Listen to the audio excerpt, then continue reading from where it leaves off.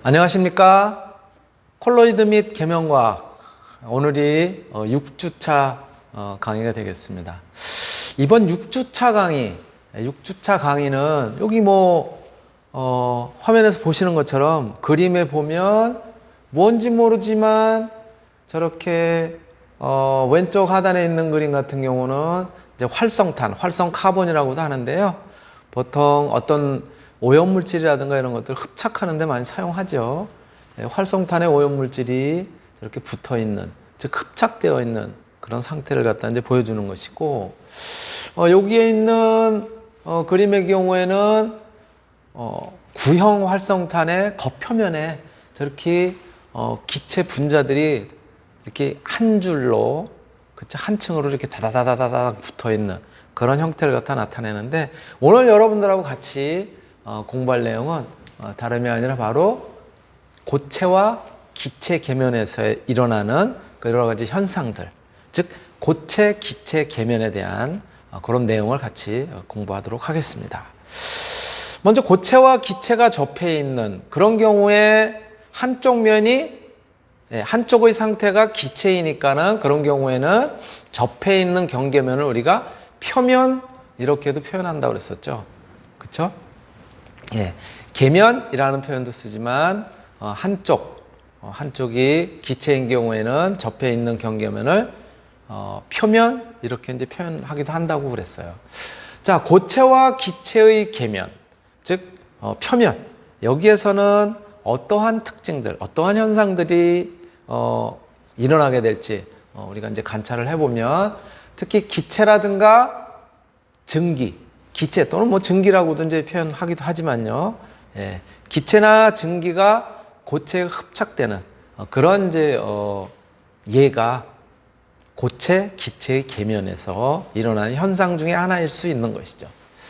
이를테면 기체 또는 베이퍼, 증기죠. 증기가 고체의 surface, 표면에 접촉되어 있는 그런 상태에서는 바로 그 중에 어떤 물질들, 즉 기체의 어떤 물질들은 흡착층을 형성하면서 바로 고체의 표면에 달라붙게 되는 그런 현상을 갖다 이제 보이게 돼요. 이럴 때 고체의 경우는 어떠한 그 물질들을 갖다 상대적인 기체라고 하는 그런 물질을 갖다가 이렇게 이제 붙이게 되죠. 그렇죠? 달라붙게 하는 그런 공간을 갖다 이제 제공을 하게 되죠. 그래서 이럴 때 고체의 경우에는 우리가 뭐라고 표현하냐면은 흡착매, 이렇게 표현을 합니다. 흡착매. 어디서 많이 들어보던 것 같지 않아요? 뒤에가 무슨 매. 그래서 용매. 그쵸? 같은 방법으로 흡착매. 즉 용매라고 하는 것은 뭐예요? 어떠한 액체 상태의 물질이긴 한데, 그 액체 상태의 물질이 다른 고체를 갖다가 녹이는데 쓰이는 매질이라고 하는 의미에서 용매, 이렇게 쓰잖아요. 마찬가지로 여기서 고체라고 하는 것은 다른 물질, 즉 같이 접촉해 있는 기체라고 하는 물질을 갖다가 붙이는, 자기 표면에 붙이는 그러한 매질의 역할을 한다라고 해서 이럴 경우에는 흡착매라고 표현을 합니다. 그리고 영어로는 어떻게 표현하냐면 adsorbent, 이렇게 표현해요. 이것도 뭔가 영어로도 좀 비슷한 느낌이 들지 않아요? 영어의 경우에도 용매 그러면 바로 solvent 이렇게 표현하잖아요. 그쵸? 그럴 땐 B는 아니지만 solvent가 되겠지만은, 이 경우도 마찬가지로 흡착매는 adsorbent, 은트가 되는 거예요. 그렇게 기억을 하시면 여러분들이 헷갈리지 않을 테고요. 그렇다면 이 경우에 고체와 기체가 접촉해 있을 때 고체의 표면 또는 고체의 내부에 기체가 달라붙는, 그렇죠? 흡착층을 형성하면서 표면에 붙게 되거나 그 안쪽에 이제 이렇게 달라붙게 되겠는데, 그때 기체 또는 베이퍼는 바로 뭐라고 그러냐면은 여기에 달라붙는 물질, 흡착되는 물질이라고 하는 의미에서 흡착질, 이렇게 표현을 하는 거죠.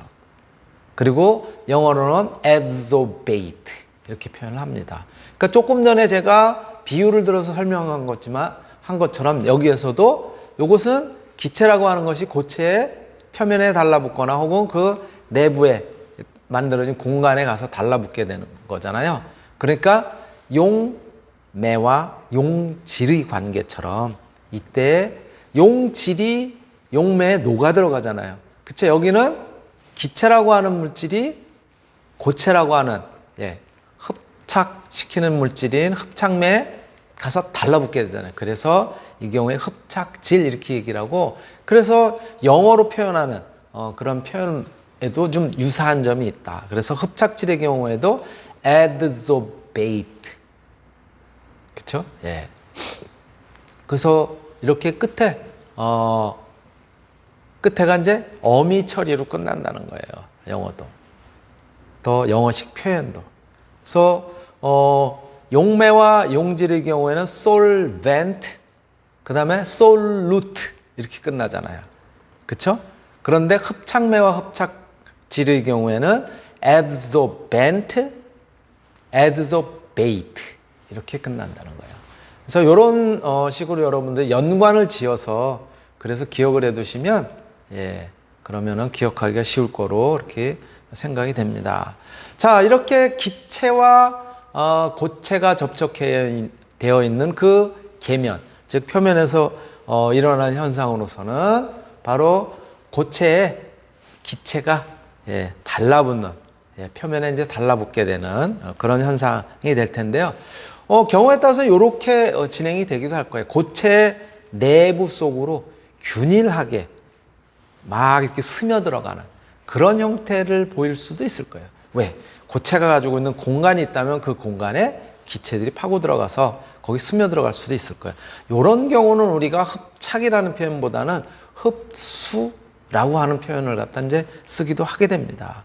그런데 원리적으로 볼 때는 어떻게 보면 굉장히 유사한 점들이 있잖아요. 이 둘 간의 그런 이제 어떤 특성으로 본다면. 그래서 흡착, 조금 전에 설명드렸었던 흡착과 바로 고체 내부 속으로 균일하게 스며들어가는 흡수라고 하는 것은 실험적으로 구별하기가 상당히 곤란해요. 어떤 게 흡착이고 어떤 게 흡수라고 표현하기는 조금 애매한 부분이 있습니다. 그래서 일반적으로는 이 두 가지를 다 포함할 경우에는 수착이라고 하는 표현을 쓰기도 해요. 바로 수착이라는 것은 sorption이라고 하는 그런 표현을 쓰기도 합니다. 그러나 분명하게 이야기를 했을 때 흡착과 흡수는 조금 다르다라고 하는 부분을 이야기할 수 있고요. 흡수의 경우는 일반적으로는 보통 이제 액체 상태가 고체에 스며들어가는 그런 형태를 갖다 보통 흡수라고 얘기를 하게 되는 것이죠. 이제 흡착의 경우에는 액체 상태가 되든 또는 기체 상태가 되든 고체에 이렇게 달라붙게 되는 그런 형태를 갖다가 이야기를 하게 되는 거고요. 바로 이렇게 흡착이라고 하는, 특히 고체와 기체의 접촉 계면인 표면에서 일어나는 흡착이라고 하는 이러한 관점에서 봤을 때 도대체 그러면 이 고체의 기체 또는 베이퍼, 증기라고 하는 것이 어느 정도 흡착이 되느냐, 요거의 관계는요, 여기에 영향을 미치는 것은 온도, 그리고 기체가 가지고 있는 그때 나타내는 압력, 그리고 고체의 유효 표면적, 즉 고체가 완전히 공간이 없이 매끈한 걸로 이렇게 그냥 구형처럼 생겼다. 그럼 겉표면에서만 흡착이 일어나겠죠. 그렇지만은 거의 대부분의 고체 입자들은 매끈하면서 완전히 공간이 없는 상태의 그런 상태의 표면을 이루지 않고 공간이 고체 입자 안에 굉장히 작은 미세한 공간들이 많이 존재를 하게 돼요. 그러다 보니까 그 표면만을 따진다 보면, 그쵸? 요렇게 매끈한 게 아니라 이렇게 들어갔다가 나왔다 들어갔다 나왔다 하면서 그 외면 바깥쪽을 갖다 이루게 되니까는 유효 표면적이라고 하는 것이 굉장히 커질 수가 있게 되는 거죠. 자, 그래서 이렇게 온도와 압력 그리고 고체 유효 표면적에 이제 의존을 한다고 그랬는데 바로 이러한 관계들을 갖다 나타낸 것이 밑에 보시는 그런 이제 그래프예요. 그래서 온도가 일정하다고 하면 그러면 기체가 이 흡착매라고 하는 고체에 가서 달라붙는 그런 흡착되는 양, 그래서 평형을 이루게 되는 그 흡착 평형량 또는 평형 흡착량이라고 하는 것은 기체의 압력에 어떻게 관계를 갖다가 나타내느냐를 갖다가 이제 보인 것이 바로 이 그래프인 것이에요. 그래서 Y축은 평형 상태에 이르렀을 때 흡착된 흡착된 양이에요. 그리고 X축은 뭐냐면은 바로 기체의 압력, 기체의 압력의 변화에 따라서 얼마만큼 흡착되는지를 갖다 나타낸 그래프예요. 그래서 X축의 기체의 압력에 따라서 Y축에 흡착되는 양의 변화를 갖다 나타낸 것인데 어떠한 조건에서 맨 앞에 쓴 것처럼 일정한 온도 조건에서 어떻게 나타나는지를 그래프로 나타낸 거죠. 바로 이러한 유형, 일정한 온도에서 그래서 기체의 압력과 흡착되는 양의 관계를 갖다 나타낸 것을 일정한 온도라고 하는 의미에서 등온 이렇게 표현을 하고요. 그때 압력과 흡착량의 관계를 갖다 나타낸 것을 흡착선, 그래서 등온 흡착선 이렇게 이야기를 합니다. 온도에 따라서 다른 패턴을 보이게 돼요. 요 그림에서 보시는 것처럼 온도가 요거는 절대 온도 켈빈으로 표현을 했는데 250 켈빈일 때가 가장 높고요. 그거보다 조금 더 온도가 높은 273 켈빈일 때는 흡착량이 떨어져요. 그쵸? 좀 떨어졌어요. 온도가 더 높아지면 흡착량이 더 떨어져요. 또 더 높아지면 온도가 즉 증가할수록 흡착량이 떨어진다는 거예요. 즉 이 얘기는 뭐예요?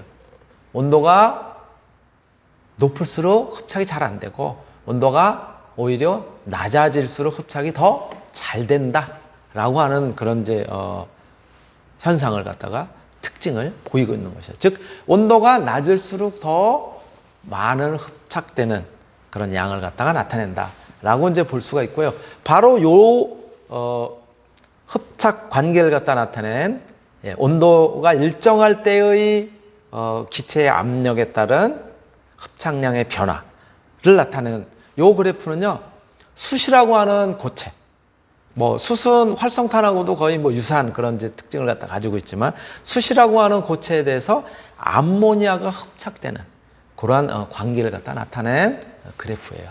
즉 뭐라고요? 온도가 높아질수록 흡착은 덜 된다. 온도가 떨어질수록 낮아질수록 흡착량이 점점 증가한다. 라고 하는 부분을 갖다 이제 나타내고 있는 거예요. 그런 관계를 갖다 여러분들이 이 그래프로부터 확인을 할 수가 있고요. 네. 두 번째로는 그렇다면 이제 바로 이렇게 흡착이라고 하는 특성을 보이는 데 있어서는 고체, 기체 또는 증기가 가서 이제 흡착을 하는데 그 흡착에 영향을 미치는 힘, 흡착에 관여하는 힘의 유형은 어떠한 유형들이 있겠느냐? 두 가지 유형이 있는데요. 첫 번째가 비특성적인 반데르발스 힘. 여기서 얘기하는 반데르발스 힘이라고 하는 것은 뭐냐면요, 그냥 물리적으로 가서 붙어 있는 거예요. 물리적으로. 예를 들어서 어떠한 구슬이 두 개가 이렇게 서로 마주 붙어 있다. 이거 물리적으로 그냥 가서 가까운 데 있기 때문에 붙어 있는 거죠. 어떻게 보면 모든 우주 만물에 존재하는 모든 물질은 즉 만유인력의 법칙이라 했어요. 모든 물질은 인력을 가지고 있다. 서로 끌어잡아당기려고 하는 그런 힘을 가지고 있다. 바로 그것에 의해서 가서 이렇게 서로 붙어 있는 그런 경우예요. 그래서 그러한 힘을 반데르발스 힘 이렇게 얘기를 하고요. 그것에 의해서 서로 이렇게 붙어 있는 경우. 즉 기체와 고체의 경우도 그렇다는 거예요. 바로 그러한 형태로 고체 표면에 가서 기체가 이렇게 붙어 있는 그런 형태의 그런 유형의 흡착을 바로 물리적 흡착 이렇게 표현합니다. 또 다른 유형은 뭐냐? 또 다른 유형은 뭐냐면 고체 표면에 기체가 붙기는 붙는데 어떻게 붙는 거냐면요, 화학적 결합에 의해서 고체와 기체가 화학적인 어떤 반응, 즉 결합을 하면서 그러면서 붙어 있는 거예요. 그러니까 이 화학적 결합에 의해서 형성되는 형성에 의해서 작용하는 그러한 힘들은 더 강력한 힘으로 존재를 하겠죠. 이 결합이 되어 있는 바로 그러한 흡착의 경우를 갖다 우리가 화학 흡착 이렇게 얘기를 합니다. 네.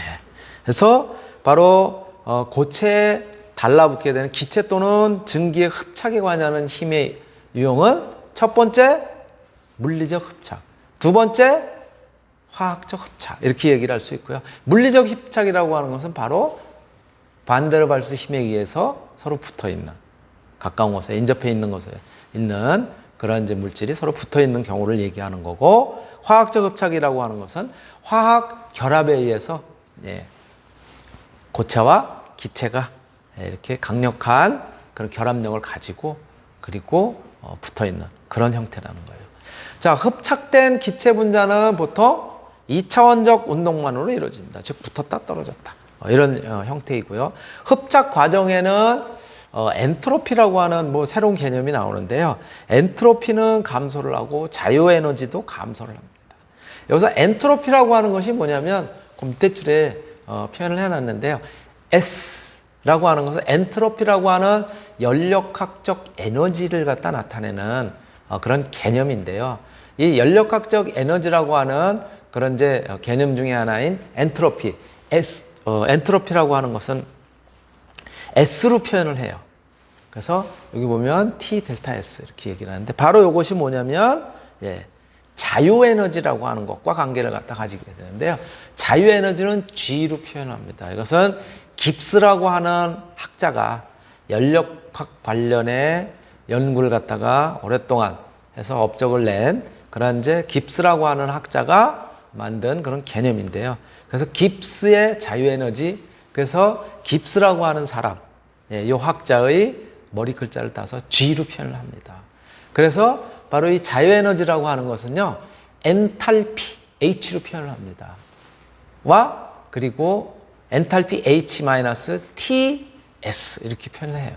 그래서 T는 온도고요, 절대 온도고요. S는 조금 전에 말씀드렸던 것처럼 엔트로피라고 하는 그런 개념이에요.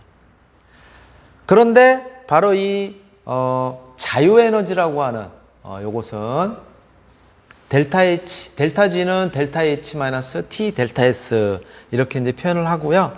이때 이렇게 자연스럽게 이제 서로 이제 흡착을 하고 그러는 과정에서 델타 H라고 하는 엔탈피의 변화는 어떻게 이제 일어나게 되냐면 음의 값을 갖다 나타내고요.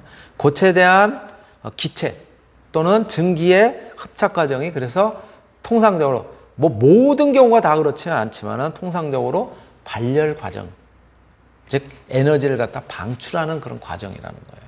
그렇기 때문에 음의 값으로 받아들이게 되면 플러스인데 방출을 하게 되면 열을 잃는 거 아니에요, 그렇죠? 에너지를 잃는 거니까 마이너스 값이다라고 보통 이렇게 이야기를 합니다.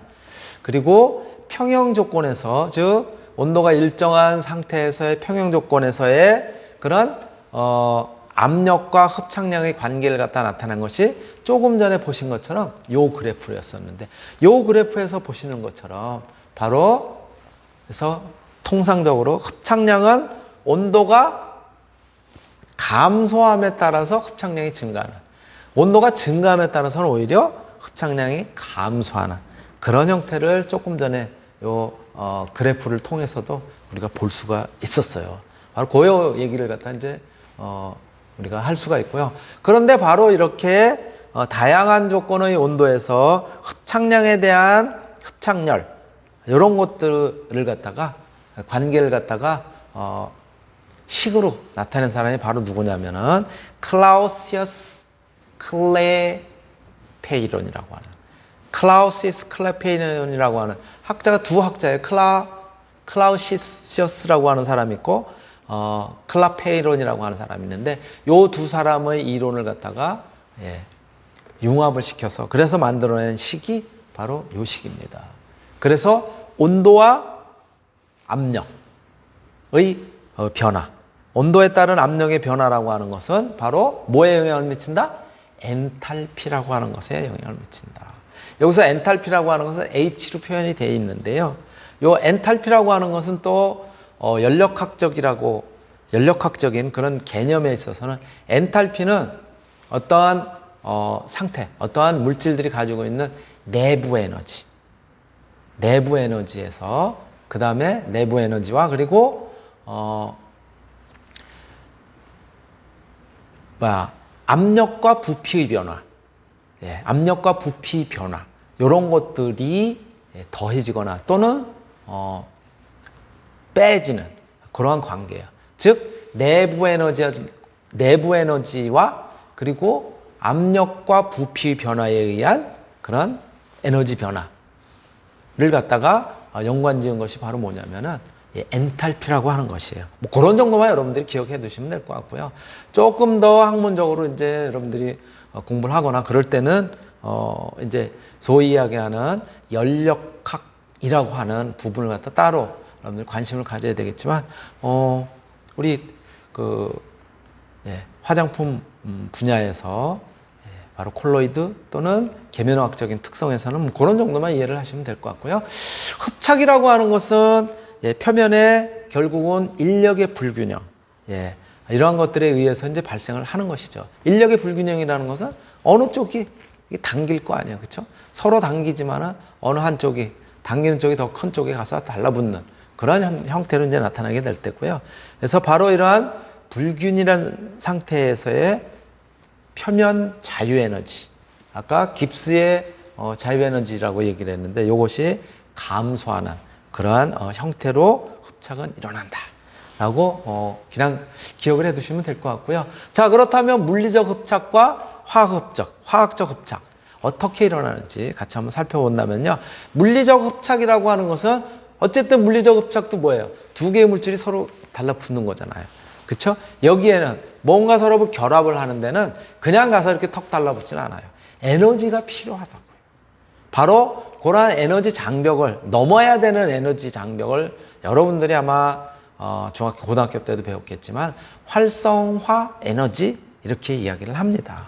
그래서 물리적 흡착인 경우에는 여기도 보시면은요, 에너지가 높은 에너지 상태에서 최종 단계 에너지로 존재를 하기 위해서는 반드시 뚝 떨어졌다 다시 증가하는 저러한 장벽을 갖다가 극복을 해야 된다는 거예요. 바로 이러한 형태로 일어나는 거죠. 즉 활성화 에너지가 포함되지 않아 빠르게 평양에 도달한다. 활성화 에너지가 포함되지 않는 것이 아니라 그 장벽이 낮아 라고 하는 표현이 오히려 적합할 거예요. 그리고 비교적 이러한 경우는 가역 과정이에요. 즉 붙었다 떨어졌다, 붙었다 떨어졌다, 붙기도 하고 떨어지기도 하는 바로 이러한 가역, 붙는 과정이 이제 정방향이라고 하면 떨어지는 과정은 반대 방향인 거죠. 정방향과 반대 방향이 쉽게, 즉 서로 거꾸로도 가능하게, 그래서 가역이라는 표현을 쓰는 거죠. 가역 과정이고 다른 다분자 물리적 흡착도 가능하지만 통상적으로는 단분자층에서만, 즉 아까 우리 제일 처음에 그림에서 보신 것처럼 이렇게 고체 표면에 가서 이렇게 기체들이 달라붙어 있는, 즉 한 층으로만 달라붙어 있는 이러한 형태로 많이 일어나는 것이 물리적 흡착 이렇게 이야기를 할 수 있고요. 화학적 흡착이라고 하는 것은 활성화 에너지가 비교적 큰, 활성화 에너지를 필요로 함으로 하기보다 비교적 큰 그러한 과정이기 때문에 느린 그러한 이제 과정을 통해서 이루어지게 됩니다. 그리고 저 장벽이 여기도 보시는 것처럼 쭉 내렸다가 다시 올라가는 저러한 과정을 갖다 거치게 되기 때문에 저 장벽이 적지 않아요. 그래서 한번 붙었다가, 즉 화학적으로 흡착이 됐다가 다시 떼내는 것은 쉽지가 않다는 거예요. 그래서 가역적이지 않다는 거예요. 가역적이 되기가 쉽지 않다는 거지.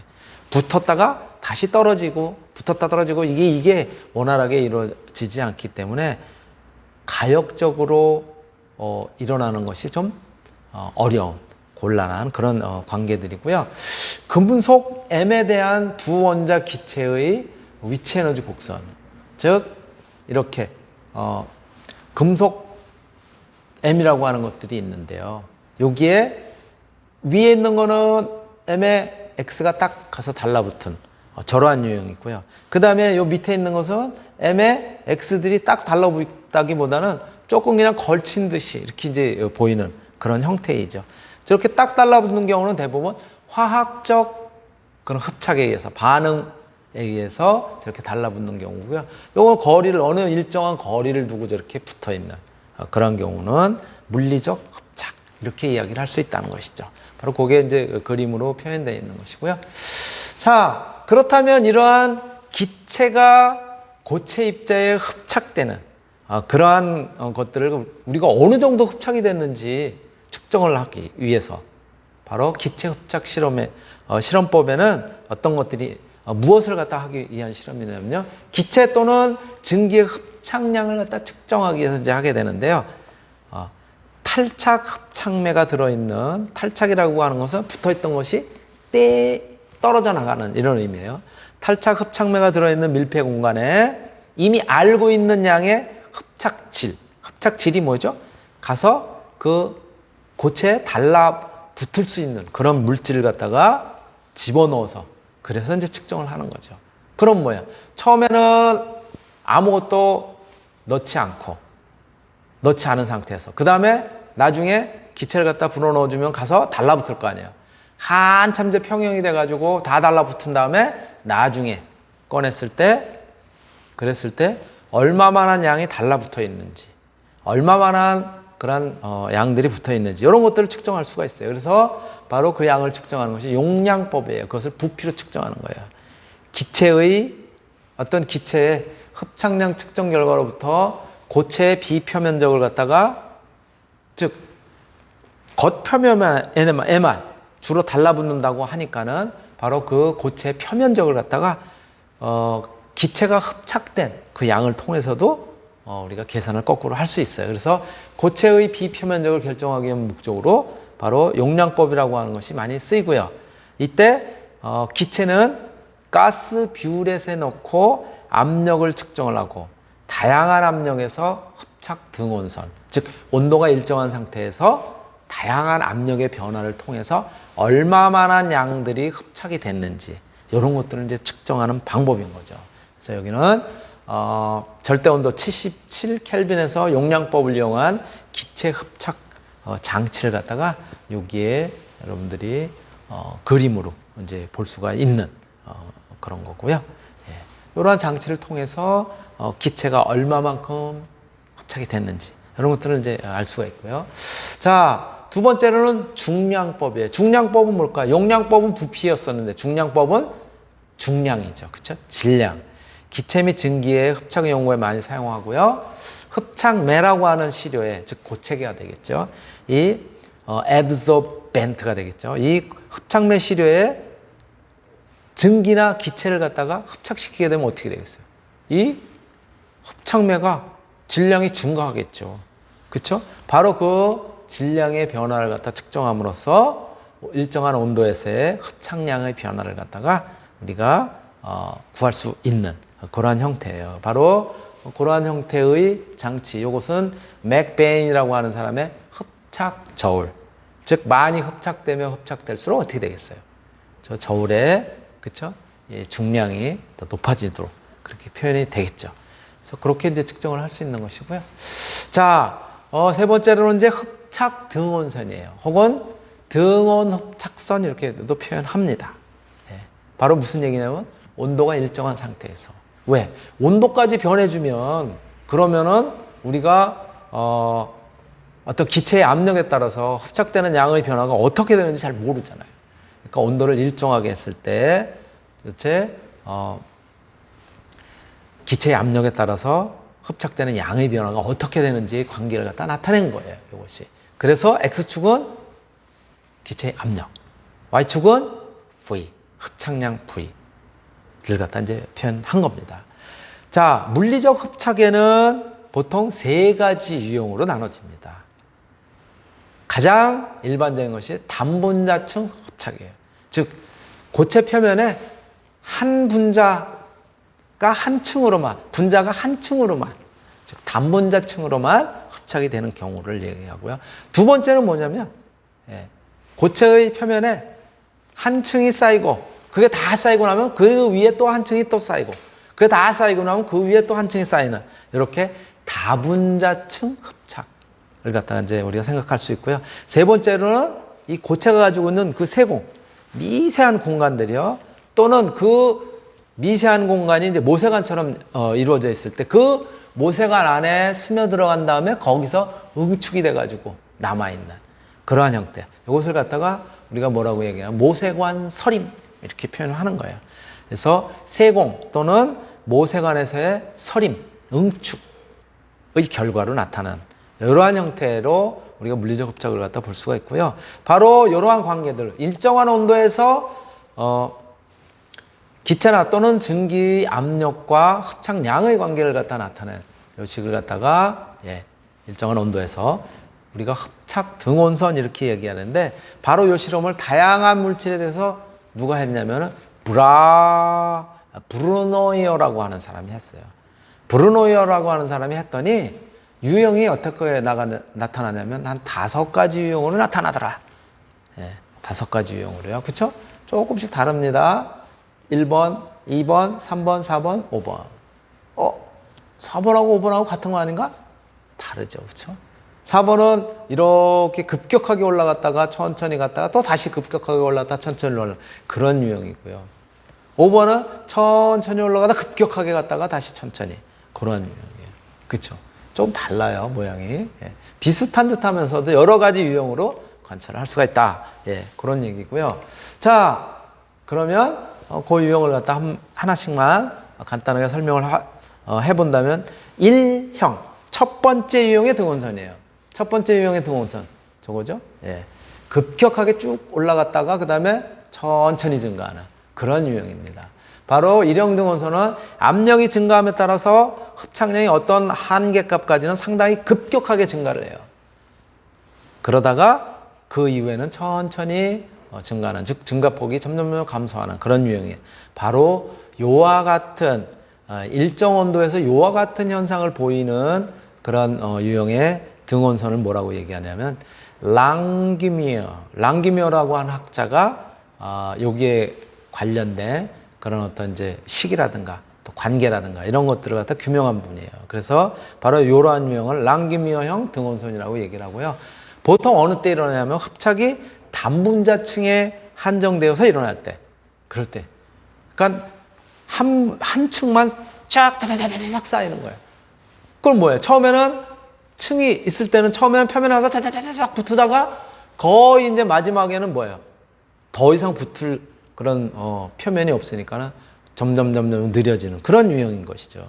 그래서 흡착이 단분자층에 한정되어 있을 때 얻어지면서 화학 흡착 등온선은 바로 이러한 유형하고 비슷하기도 합니다. 그렇지만 매우 가느다란 세공 구조를 갖는 고체에 대한 물리적 흡착의 유형이 1번 1형 등온선.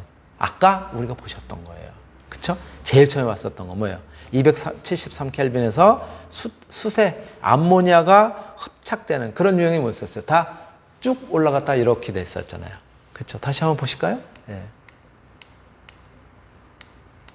이런 유형이었었죠. 그쵸? 쭉 올라갔다가 천천히 증가하는 그러한 유형이었습니다. 이게 1형 유형으로서 뭐라고 얘기하냐면 1형 등온선이면서 랑규미어 등온선 이렇게 이야기를 하고요. 그 다음에 두 번째로는 2형 등온선이에요. 이것도 마찬가지로 흔히 볼 수 있어요. 비다공성 고체로의 이번에는 다분자층이에요. 한 층 쌓이고 그 위에 또 한 층 쌓이고 또 한 층 쌓이고 이렇게 다분자층의 물리적 흡착을 나타내는데 보통 S자형 등온선이라고 이야기를 합니다. 왜 S자형? 이렇게 그쵸? 이렇게 약간 틀면 뭐야? S차처럼 그렇게 된다. 급격하게 증가하는 듯 하다가 다시 천천히 가다가 다시 급격하게 증가하면 그러한 유형을 갖다 이제 보이는 그런 유형이라고 해서 S자형 등온선이라고 이야기를 하고요. 요 경우에 조금 전에 보셨던 B점은 단분자층, B점이라고 하는 것이 여기에요. 즉 아까 저기 단분자라고 얘기하는 랑규미어형 1형인 경우에 초기에 그런 형태로 갔다가 그쵸? 그래서 이제 천천히 증가하다가 이러한 유형을 갖다 나타내는 것이죠. 그래서 B점은 단문자층 흡착의 완성을 갖다 나타내면서 미소한 세공을 가진 다공성 고체에 대한 물리적 흡착에서도 많이 나타나는 그런 유형이에요. 바로 요 B점은 표면에 대한 단문자층 흡착 전체와 그 다음에 가느다란 세공에 대한 서림, 서림이라고 하는 것은 요 아주 미세한 공간들이 있을 때 그 안에서 응축이 일어나는 그런 형태예요. 그런 것들을 갖다가 통합해서 나타난 그런 유형이라는 거죠. 그래서 77켈빈에서 실리카겔의 질소가 흡착되는 그런 유형이 2형 유형하고 비슷하다. 그 다음에 4형. 4형 한번 볼까요? 4형이에요. 요렇게 꿀렁 두 번 이렇게 이제 하게 되는 유형이죠. 그쵸? 그러니까 첫 번째 1형 유형이 두 번 일어나면서 그런 것들이 어떤 연관을 갖다 가지고 일어나는 유형이다 라고 이제 이야기를 할 수 있고요. 포화증기압 근처에서 수평이고 다공성 고체에서 모세관 서림이 반영이 돼서 흡착의 상한이 주로 전체 세공 부피에 의해서 지배되는 그런 유형이고요. 4형 유형 같은 경우가 320켈빈에서 산화 제2철 젤 여기에 벤젠이 흡착되는 그런 유형들이 바로 4형 유형이다. 그리고 앞에서 봤었던 것처럼 3형하고 5형. 그쵸? 이렇게 올라갔다가 또는 올라갔다가 이제 마지막에 살짝 꺾어지는 즉 3형과 5형 유형이 좀 비슷한 그런 특징을 나타내는데요. 바로 이것은 초기에 급격한 흡착은 없고 천천히 흡착하다가 비교적 작을 때, 즉 최초의 단문자층에서 흡착이 비교적 작을 때, 그럴 때 생기고 요와 같은 등원선의 경우에는 이렇게 많지는 않다는 거예요. 예로 든다면 3형 같은 경우가 352켈빈에서 실리카겔에 대한 브롬의 흡착이라든가 또는 5형 유형 같은 경우는 373켈빈에서 숯에 대한 수증기 흡착, 암모니아가 아니라 수증기 흡착 같은 경우가 이런 5형 유형을 갖다 나타낸다. 즉 올라갔다가 줄어드는 그런 유형이죠. 천천히. 그래서 이 유형 이외에도 요것들이 1, 2, 3, 4, 5 5개의 유형들이 서로 결합이 돼서 그 중간적인 형태를 갖다 취하거나 이런 유형도 있다라고 하는 점 말씀을 드리고요. 시간이 꽤 지나서 1교시 이걸로 마치도록 하겠습니다.